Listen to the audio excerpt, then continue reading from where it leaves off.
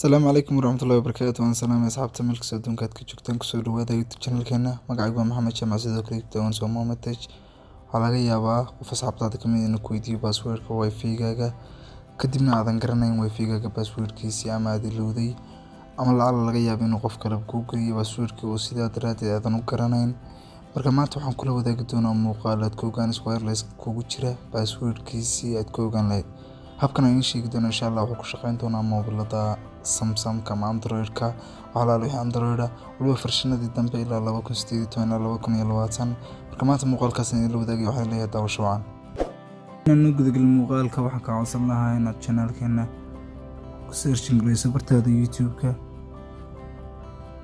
kadibna aad subscribe saarto sidoo kale aad taabato gambaleelka. mahadsanid.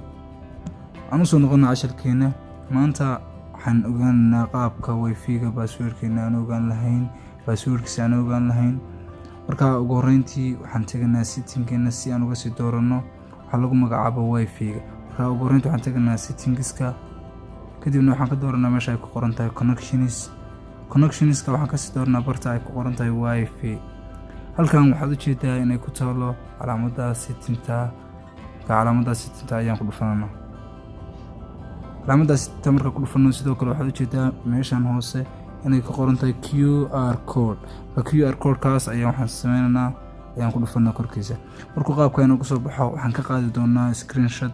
marka screenshot-ka qof walba waxaan rajeynayaa inuu garan doono ama ogaanayo qaabka screenshot looga qaado telefoonkiisa adoo qabanaya calaamadda laga damiyo moolka power-kayga iyo volume-kayga qaybta hoose waliba adoo isla qabanaya. marka screenshot-ka waan ka qaadanay kadib waxaan sameeynaa cropping ayaan ku sameeynaa. marka waxaan crop gareynaa inta aan u baahanahay ayaan ka soo jaranaa. tusaale ahaan ilaa intaas oo kale ayaan ka jaranaa. kadib waxaan soo furan doonaa in browser kugu jira haday noqoto browserka internetka oo kale haday noqoto browserkaas oo kale sidoo kale haday noqoto ka Chrome-ka oo kale. marka waxaan soo furan doonaa ka Chrome-ka ayaan soo furanaa. markaan soo furano Chrome-ka wajigiisa hore qaybkan nagu soo baxaya. marka barta searching-ka ayaa waxaan ku qoranaa QR decoder baan ku qoranaa.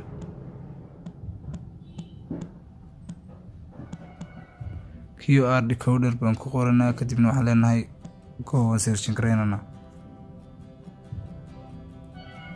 searching-ka markuu inagu soo baxo qaybtan ugu horeysa inoo soo baxday yacni website-kan ugu horeeya ayaan ku dhufanaa. website-ka ugu horeeya markuu inoo soo baxo waxaan halkan website ku arkaysid qaybtan waxaad ku aragtaa meel ay ku qoran tahay choose file. marka choose file ayaan ku dhufanaa kadibna waxaan soo qaadanaa sawirkii aan soo crop gareynay aan soo jarnay ayaan soo qaadanaa. qof walba isaga meesha ugu jiro badanaa galeriga wuu ku soo geliyaa qofka u baahan galerigiisa ka soo qaato. marka galerigeena yani sarku ku dhufanay kadibna waxaan leenahay submit baan ku dhufanaa. insha Allah waxaan rajeynayaa inaad arki doonto qaabka inuu soo baxo wifi-geena passwordkiisa. insha Allah waan search gareyn doonaa. sida halkan u jeedaba waxaad ku aragtaa in qaybtan ay ku qoran tahay wifi-ga information-kiisa. marka ugu horeysa wifi-geena magaciisa ayuu inoo soo saaray kadibna wuxuu inoo soo saarayaa passwordka ku xidhan nooca uu yahay.